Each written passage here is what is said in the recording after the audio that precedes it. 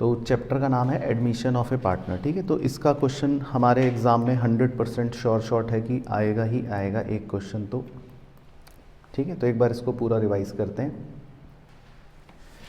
तो इसके अंदर सबसे पहले आपको ये बताया था कि सेक्शन 31 जो है पार्टनरशिप, इंडियन पार्टनरशिप एक्ट 1932 का, उसमें ये दिया होता है कि पार्टनर, कोई भी नया पार्टनर एडमिट हो सकता है अगर पार्टनरशिप डीड में पहले से एग्री किया गया है। तो अगर पार्टनरशिप डीड में पहले से नहीं लिखा हुआ कुछ भी, मतलब in the absence of partnership deed, तो फिर आपको कंडीशन एक याद रखनी है कि नया पार्टनर कब एडमिट होगा, जब सारे पार्टनर्स एग्री करेंगे, मतलब with the consent of all. बाकी फिर पार्टनर के एडमिट होने के बाद जो नया पार्टनर आता है उसको दो राइट्स मिलते हैं, मतलब उसके पास दो अधिकार कहते हैं कि उसके पास होते हैं। एक होता है उसका राइट जो प्रॉफिट शेयर करने का है, और एक होता है राइट जो उसका एसेट्स को शेयर करने का, मतलब एसेट्स को यूज़ करने का है। बाकी उसकी सेम टाइम पर लाइबिलिटीज़ भी रहती हैं बिजनेस के प्रति। अगर कुछ भी लॉस हुआ तो मतलब वो लॉस में भी फिर भागीदार रहेगा, तो वो सिंपल बात है। बाकी जो इम्पोर्टेंट इसमें कॉन्सेप्ट है पहला, वो आप देखना ध्यान से कि इसमें आपको ये बताया था कि जब नया पार्टनर आता है, मतलब नया पार्टनर एडमिट होता है, तो पुराने पार्टनर्स जो होते हैं वो जनरली सैक्रिफाइस करते हैं। तो बदले में नया पार्टनर पुराने पार्टनर्स को क्या पे करता है? पीएफजी। लेकिन यहाँ पे ये लिखा भी था कि एग्ज़ाम में पीएफजी शब्द नहीं लिखना आपको, एग्ज़ाम में आपको क्या लिखना है? प्रीमियम फॉर गुडविल, ठीक है। तो ज़्यादा पीएफजी के चक्कर में मत पढ़ना, तो एग्ज़ाम में पूरा ही लिखना, लेकिन वैसे ठीक है। तो नया पार्टनर जो है वो कॉम्पनसेट करने के लिए पुराने पार्टनर्स को देता है पीएफजी, ठीक है। बाकी जब भी नया पार्टनर आएगा, ये बात बड़ा इंपॉर्टेंट पॉइंट है, 1 नंबर का, मतलब इस पर क्वेश्चन पूछ सकता है कि जब भी नया पार्टनर एडमिट होता है तो हमें हमेशा एसेट्स और लायबिलिटीज़ को रीवैल्यू करना पड़ता है। तो क्वेश्चन आपसे पूछ भी लेता है कि भाई क्यों करना पड़ता है, तो आप ये नीचे वाली लाइन लिखना कि भाई इसलिए करना पड़ता है, मतलब जो बिकॉज के बाद लिखा हुआ है, क्योंकि जो एसेट्स और लायबिलिटीज़ की एक्चुअल वैल्यूज़ हैं वो डिफ़र कर सकती हैं, मतलब अलग हो सकती हैं बैलेंस शीट की वैल्यू से, और हम नहीं चाहते कि नए पार्टनर को कोई भी फ़ायदा या नुकसान उस चीज़ का दिया जाए। तो इसीलिए हमेशा पहले रिवैल्यूएशन बनाया जाता है, और अब तो आप जानते भी हो, और उसका प्रॉफिट या लॉस जो भी होता है वो कौन से पार्टनर्स को दिया जाता है? ओल्ड पार्टनर्स को दिया जाता है। तो ये बात मतलब आपसे 1 नंबर में पूछ सकता है, ठीक है जी। बाकी फिर हमने कुछ इफ़ेक्ट्स लिखे थे एडमिशन होने पर पार्टनर के, कि पार्टनर जब एडमिट होता है तो उसके क्या इफ़ेक्ट्स हैं। तो बहुत ही सिंपल इफ़ेक्ट्स हैं कि पुरानी पार्टनरशिप ख़त्म हो जाती है लेकिन नई पार्टनरशिप आ जाती है, जिसको कहते हैं, ब्लू कलर कर रहा हूँ ध्यान से देखना, जिसको कहते हैं रिकॉन्स्टिट्यूशन ऑफ फर्म। लेकिन इसमें मज़ेदार बात ये होती है कि बिज़नेस चलता रहता है, बिज़नेस नहीं बंद होता। बाकी दूसरी बात, नए पार्टनर के आने पर रेशो भी बदल जाता है, तो ऑब्वियसली उनका कुछ ना कुछ नया फ्यूचर में रेशो हो जाता है। और तीसरी बात ये कि जो भी रीवैल्यूएशन का फ़ायदा या नुकसान होता है वो हमेशा किसे मिलेगा? ओल्ड पार्टनर्स को। तो 3 बातें मतलब इसमें ध्यान रखनी। बाकी फिर टॉपिक्स की अगर हम बात करें इस चैप्टर के अंदर, तो टोटल मतलब 5 तरह के टॉपिक्स हैं, जिसमें आपको पहला तो है प्रॉफिट शेयरिंग रेशियो में जो चेंज होता है, तो नया रेशियो निकालना या सैक्रिफाइसिंग रेशियो निकालना, ठीक है। दूसरा गुडविल का ट्रीटमेंट है जो सबसे इंपॉर्टेंट है। बाकी रिवैल्यूएशन में अब आप चैम्प हो चुके हैं, पुराने चैप्टर में आपने कर लिया था। रिजर्व और फिक्टिशियस एसेट में भी आप चैम्प हो, वो भी पुराने चैप्टर में कर लिया था। बाकी इसमें एडजस्टमेंट ऑफ कैपिटल को आप बहुत अच्छे से मतलब रिवाइज करना, ये इंपॉर्टेंट है। तो इसमें कितने केस होते हैं? मतलब 3 ही मानो आप, वैसे 2 होते हैं, लेकिन जो दूसरा वाला है उसमें 2 तरह की लैंग्वेज होती है जो मैं आपको अभी बताऊंगा, तो आप अपने लिए 3 ही मान लो। अच्छा, तो अब देखो, जब नया पार्टनर एडमिट होता है तो आपको मैंने बताया था कि हमें नया रेशो निकालना पड़ता है या सैक्रिफाइसिंग रेशो निकालना पड़ता है। बाकी इसमें जो जो एग्जांपल्स मैंने आपको करवाए हैं कॉन्सेप्ट में, वो आप रेफ़र कर लेना, या बुक के अगर जो इम्पॉर्टेंट बताऊंगा वो कर सकते हो। तो इसमें बस कुछ कुछ बातें ध्यान रखनी है, जैसे सबसे पहला तो बेसिक एग्जांपल है, सबसे पहला तो इसी को ध्यान रखना। अगर मान लो ऐसे दे रखा है कि 3 पार्टनर्स हैं जिनका रेशियो है 3:1, और लिखा है D is admitted for 1/6 share, ठीक है, बस और कुछ नहीं बोला। तो आपको नया रेशियो निकालने के लिए क्या स्टेप सिखाए थे बताओ? Let total share be 1। तो इसमें सबसे पहले आपको यही स्टेप लगाने हैं कि लेट टोटल शेयर बी 1, फिर डी का शेयर 1/6। तो डी का शेयर आप माइनस कर दोगे तो आपके पास रिमेनिंग शेयर बच जाएगा ए बी सी का 5/6। फिर आप उस रिमेनिंग शेयर को 5/6 को ए बी सी के बीच में 3:2:1 में बांट दोगे, और डी का तो 1/6 है ही ऑलरेडी। फिर चारों को कॉमन एलसीएम लेकर जब आप सॉल्व कर लोगे तो आपको नया रेशियो मिल जाएगा, ठीक है। तो ये सबको याद आ गया स्टेप कैसे करना है, लेट टोटल शेयर 1। बाकी इस एग्जाम्पल में सबसे इंपॉर्टेंट खासियत ये होती है कि इस एग्जाम्पल में जो सैक्रिफाइसिंग रेशियो होता है वो क्या होता है, ओल्ड रेशियो। तो आप इस एग्जाम्पल में सैक्रिफाइसिंग रेशियो को नहीं निकालो, टाइम वेस्ट करे बिना आप ओल्ड रेशियो को ही सैक्रिफाइसिंग रेशियो ले सकते हो, ठीक है। तो ये था एक एग्जाम्पल। बाकी कुछ और एग्जाम्पल्स है वो भी आप मतलब एक बार ज़रूर देख लेना कॉन्सेप्ट में। इसमें ये ट्विस्ट था कि फ्यूचर रेशियो अलग दे रखा था कि ए बी सी का फ्यूचर में रेशियो 5:3:2 हो गया। तो इस केस में फिर हमें जो रिमेनिंग शेयर बांटना है वो फिर 5:3:2 में बांटना पड़ेगा। तो इस एग्जाम्पल में बस ये हल्का सा ट्विस्ट हो गया था। फिर आपको थर्ड एक एग्जाम्पल दिया था, उसमें ऐसा लिखा था कि सी पार्टनर ने जो एक्वायर करा अपना नया रेशियो नया शेयर, वो ए और बी से एक्वायर करा 2:1 में। तो इसमें ये 2:1 जो होता है बताओ ये क्या है, सैक्रिफाइसिंग रेशियो। तो इस क्वेश्चन में ये 2:1 जो होता है ये क्या होता है, सैक्रिफाइसिंग रेशियो। तो इसमें हम ए से भी और बी से भी देखो माइनस करवाएंगे 2:1 के रेशियो में। तो जो भी शेयर सी को मिला वो 2:1 में ए और बी आपस में सैक्रिफाइस करेंगे। तो ये भी मतलब एक क्वेश्चन हो गया। फिर एक था जिसमें आपको इस तरह से दे रखा था कि 20% शेयर के लिए नया पार्टनर एडमिट हुआ, कई बार वो ऐसा भी दे सकता है। तो 20% का मतलब हो गया कितना शेयर, 1/5। बाकी लिखा है विच ही एक्वायर्स फ्रॉम एक्स। तो फ्रॉम तो मैंने आपको बता ही रखा था कि फ्रॉम का मतलब क्या होता है, माइनस करना है। तो हमने एक्स में से माइनस कर दिया। फिर इसी तरह एक था एग्जाम्पल जिसमें लिखा था ऑफ एक्स या ऑफ वाई। तो ऑफ का मतलब आपको पता ही है अब कि ऑफ में क्या करना है, मल्टीप्लाई। तो इस बार हमको एक्स और वाई में से शेयर्स को मल्टीप्लाई करना पड़ेगा और फिर मतलब एक्स और वाई सेक्रीफाइस करेंगे, ठीक है। तो बस आप ये एग्जाम्पल्स जो हैं ये कर लेना, आपके लिए सफिशिएंट है। ऐसी एक एग्जाम्पल ये भी था, बड़ा अच्छा एग्जाम्पल था। इसमें लिखा था कि डी एडमिट हुआ नया पार्टनर, और एक बड़ी अच्छी लाइन इसमें ये दे रखी थी कि बी कह रहा है कि मैं अपना ओरिजिनल शेयर रिटेन करूंगा। तो अब इसके स्टेप बताओ किसको याद है, टोटल शेयर 1, वेरी गुड, हाँ वेरी गुड। तो टोटल शेयर 1 ले लेंगे लेट, फिर डी का शेयर जो 1/4 है वो भी माइनस कर देंगे, और बी ने जो कहा कि मैं रिटेन करना चाहता हूँ अपना 3/10 शेयर, वो भी माइनस कर देंगे। बिल्कुल सही। तो ये आपको स्टेप याद रखने। तो रिमेनिंग शेयर सिर्फ ए और सी के बीच में बांट देंगे और फिर सॉल्व करके नया रेशियो आ जाएगा। बाकी 7 सिंपल था, वो एक नॉर्मल क्वेश्चन था। अच्छा 8th एक बहुत ही अच्छा एग्जाम्पल है, इसकी ज़रूर प्रैक्टिस करके जाना, मतलब मैं स्टार बना रहा हूँ इस तरह के क्वेश्चन की। मतलब इसमें आपको सैक्रिफाइसिंग रेशियो दे रखा होता है और नया रेशियो निकालना होता है ना। तो मतलब ये थोड़ा सा इंपॉर्टेंट होता है। तो हालांकि अब आपको आसान लगेगा लेकिन मतलब फिर भी देख के जाना। तो जैसे इस क्वेश्चन में ए बी सी का रेशियो दे रखा था और D is admitted for 3/10 share. तो इसमें इन्होंने ए बी सी का सैक्रिफाइसिंग रेशियो दे रखा है और नया रेशियो आपको फाइंड आउट करना है। तो इसमें हमें डी का जो शेयर है 3/10 वो तीनों पार्टनर्स में से माइनस करना पड़ेगा उनके सैक्रिफाइसिंग रेशियो के हिसाब से। तो ये मतलब इसमें सॉल्यूशन था, ठीक है। चलो खैर, तो रेशियो तो आप अब निकाल लोगे, सिंपल। उसके बाद जो दूसरा मेन कॉन्सेप्ट था वो अब बड़े ध्यानपूर्वक मेरे साथ रिवाइज करना, वो था आपका गुडविल और पीएफजी का ट्रीटमेंट, ठीक है। तो इसको हम धीरे धीरे 1 बाय 1 करते हैं। इसमें सबसे पहला पॉइंट आपको लिखवाया था एग्जिस्टिंग गुडविल का, ठीक है। एग्जिस्टिंग गुडविल का ट्रीटमेंट क्या है, मतलब सेम ही है पुराने चैप्टर की तरह कि इसे हमें क्या करना है, राइट ऑफ करना है पार्टनर्स के बीच में ओल्ड रेशियो में। तो ये तो सिंपल हो गया, ठीक है जी। अब आते हैं हम पीएफजी पर।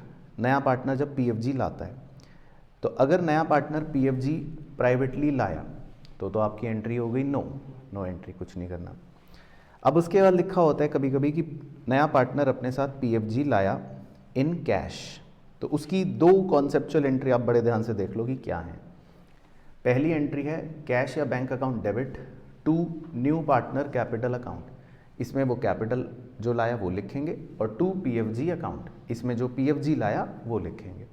फिर सेकेंड एंट्री जो है मोस्ट इंपॉर्टेंट, वो है पीएफजी अकाउंट डेबिट, और उसके बाद आपको गेनिंग पार्टनर को डेबिट करना है और सैक्रिफाइसिंग पार्टनर को क्रेडिट करना है। तो ये कॉन्सेप्चुअल एंट्री ज़रूर याद रखना। बाकी गेनिंग और सैक्रिफाइसिंग पार्टनर्स का अमाउंट निकालने के लिए ये नीचे बक्से में फॉर्मूला दे रखा है कि जो भी गुडविल ऑफ द फर्म है उसको आप मल्टीप्लाई कर दोगे गेनिंग और सैक्रिफाइसिंग शेयर से, जो हमने पिछले चैप्टर में भी वैसे करा था।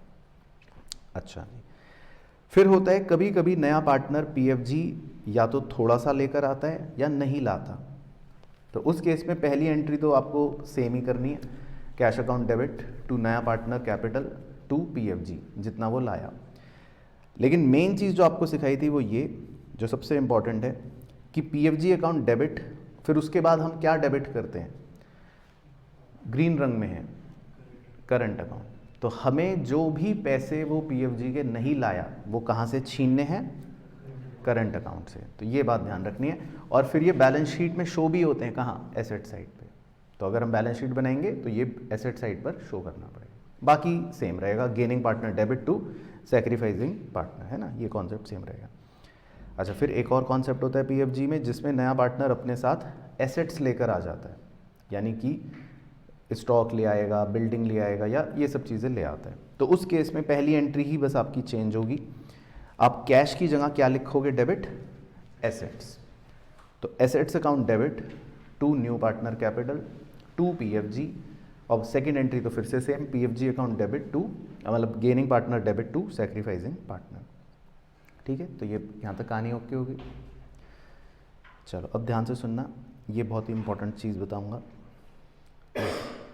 यहाँ बॉक्स में हमने पहले बॉक्स में लिख रखा है, ये बहुत इंपॉर्टेंट है चीज़, प्रीमियम फॉर गुडविल कैसे निकालेंगे। तो देखो, उसको निकालने का फॉर्मूला बहुत सिंपल है, जो भी गुडविल होगी फर्म की, है ना, पूरे फर्म की गुडविल, उसको किससे मल्टीप्लाई कर देंगे, नए पार्टनर के शेयर से। अच्छा, अब इसी फॉर्मूले से कई बार हम गुडविल भी निकाल सकते हैं ऑफ द फर्म। तो गुडविल ऑफ द फर्म अगर निकालनी हो तो फॉर्मूला क्या बन जाएगा, पीएफजी मतलब premium for goodwill into reciprocal of new partner share. तो ये कई बार आपके मतलब क्वेश्चन में काफ़ी यूज़ होने वाली चीज़ है, तो इसको ध्यान रखना है। ठीक है, अच्छा, बाकी ऊपर वाले केसेस में हम एज्यूम करते हैं कि बिजनेस के अंदर पीएफजी को रिटेन करा गया है। क्या करा गया है, रिटेन। लेकिन अगर क्वेश्चन बोल दे कि इन्होंने पीएफजी विड्रॉ कर ली, तो फिर आपको एक तीसरी एंट्री और करनी पड़ेगी। तो क्या करनी पड़ेगी बताओ आर्य भाई,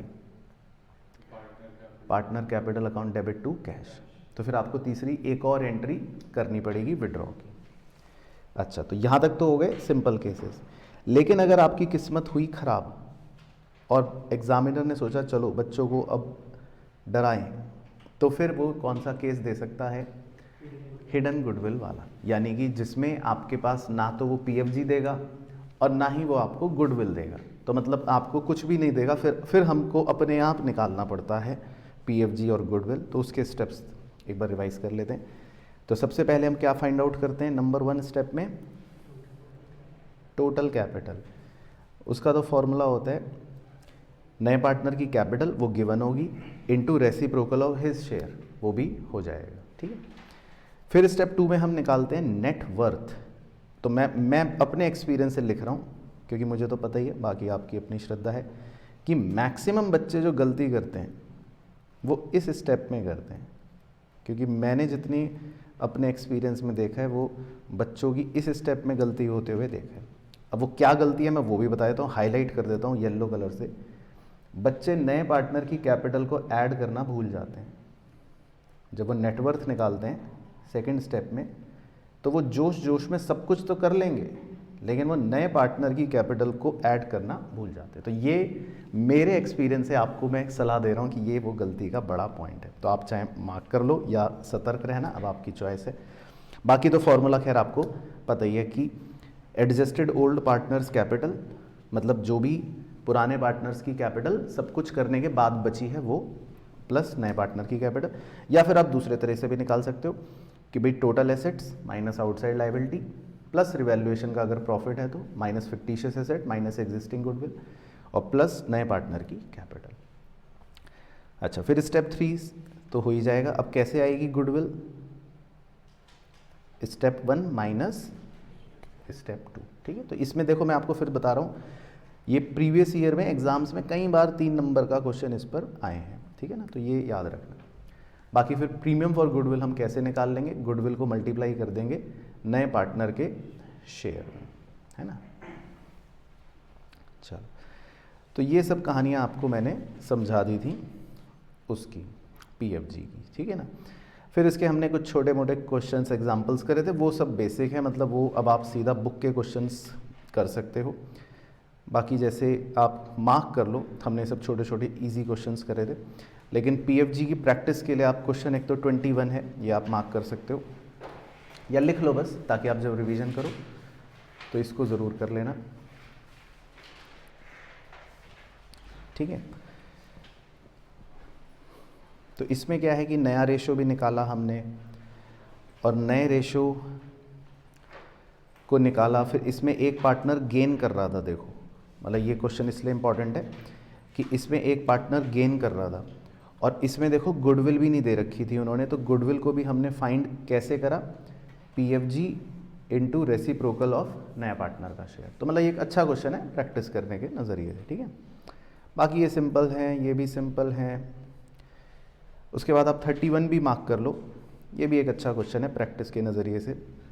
इसमें ये कॉन्सेप्ट कवर हो जाएगा कि पार्टनर 60% पीएफजी लाया था और 40% नहीं लाया था। तो मैं आपको एंट्री दिखा देता हूँ। तो जितने रुपए वो नहीं लाया था उसके लिए हमने क्या करा? उसके करंट अकाउंट को डेबिट करा था। तो ये इसमें ये कॉन्सेप्ट था, ठीक है। तो मेन पीएफजी आपके लिए इंपॉर्टेंट है। फिर देखो ये एग्जाम के कुछ क्वेश्चन हिडन गुडविल के, है ना। तो आप 34 को लिख सकते हो, एक अच्छा क्वेश्चन, इससे आपका हिडन गुडविल का देखो स्टेप्स क्लियर हो जाएगा, ठीक है ना। तो बेसिकली ये सब हमारे पीएफजी के वो थे।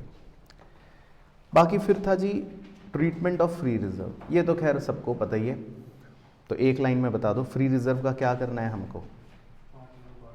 पार्टनर्स में ओल्ड रेशियो में डिस्ट्रीब्यूट करना है, और कोई भी फिक्टिशियस एसेट है तो वो भी ओल्ड रेशियो में राइट ऑफ कर देना है।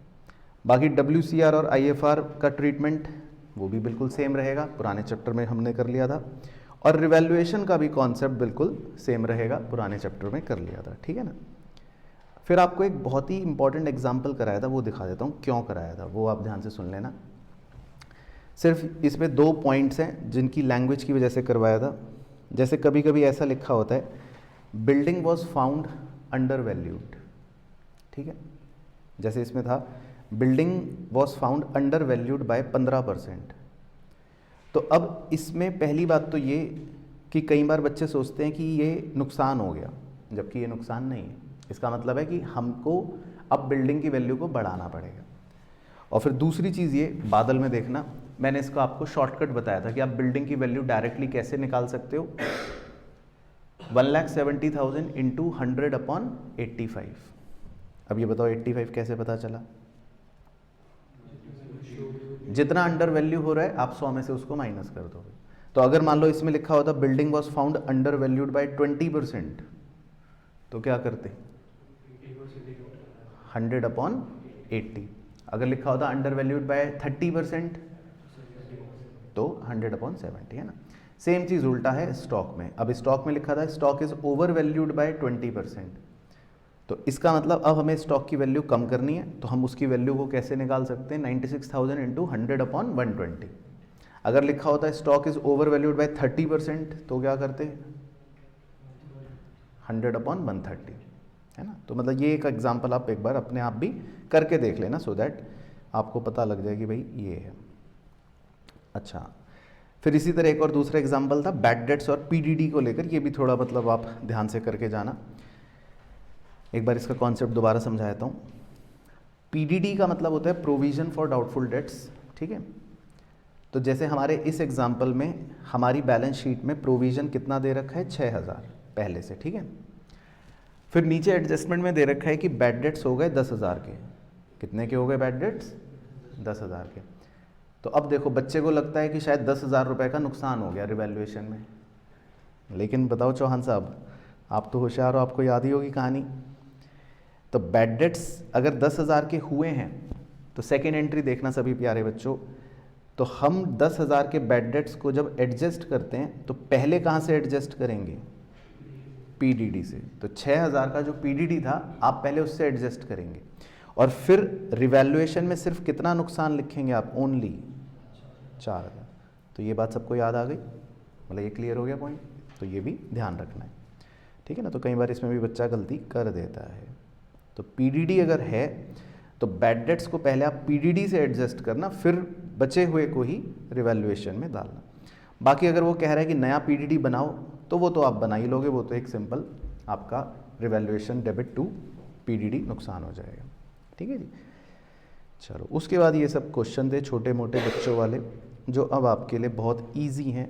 इनको आप मत करना, रिवीजन में भी मत करना। बाकी ये एक क्वेश्चन 53 आप मार्क कर सकते हो। इसमें आपका ये है कि इसमें आपको हर तरह के रिजर्व का कॉन्सेप्ट क्लियर हो जाएगा, ठीक है ना। तो इसमें आईएफआर, जनरल रिजर्व, ये वो की मतलब एंट्रियाँ थी, मतलब एक ठीक है, अब तो इजी लगेगा, लेकिन वो आप कर सकते हो क्वेश्चन, ठीक है जी। बाकी पीएफजी के फिर मतलब क्वेश्चन वो तो मैंने आपको मार्क करा दिया, आप बुक वाले ही कर लेना, वो सब आपके क्वेश्चंस हो गए। अब आ जाओ आप यहाँ पर, उसके बाद जो आखिरी कॉन्सेप्ट था वो देख लो एक बार ध्यान से। अब हमको एग्ज़ाम में बेसिकली कैपिटल अकाउंट और बैलेंस शीट बनानी होंगी, या मतलब कंप्लीट क्वेश्चन सॉल्व करना होगा। तो उसके स्टेप्स अब आपको मेरे साथ साथ बोलने हैं, ठीक है, ताकि याद हो जाए। तो सबसे पहले आपको क्या बनाना है बताओ? फॉर्मेट। तो अगर वो कह रहा है 2 चीज़ें बनाओ तो दोनों ढांचे बनाना, वो कह रहा है 3 चीज़ें बनाओ तो तीनों ढांचे बनाना।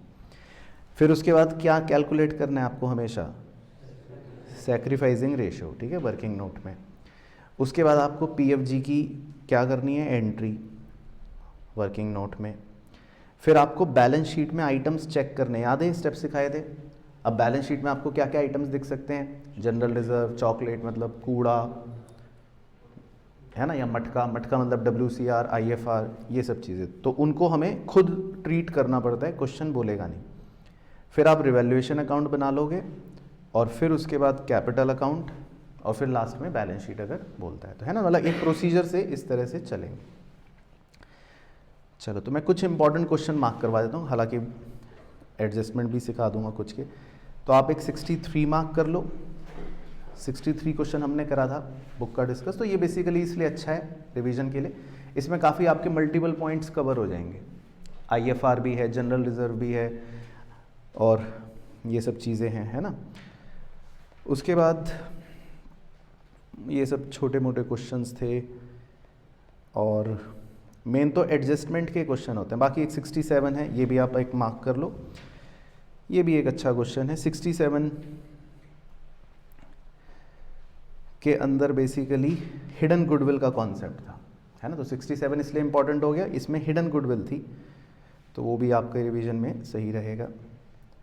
बाकी एडजस्टमेंट के बताता हूँ आपको इम्पॉर्टेंट, जिसमें कुछ अच्छी बात होगी।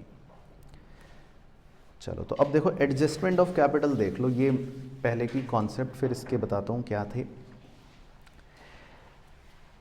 मेन इसमें 2 एडजस्टमेंट्स होती हैं, 2 केसेस होते हैं, ठीक है, बड़े ध्यान से सुनना।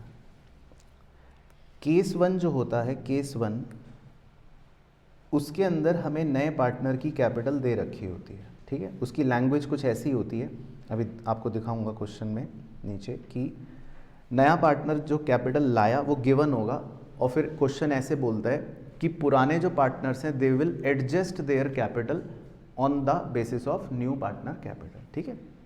तो पहले आपको समझ आ गया केस की लैंग्वेज क्या हो। तो इसके स्टेप बहुत सिंपल है। आपको सबसे पहले निकालनी है टोटल कैपिटल। वो कैसे निकालोगे बताओ?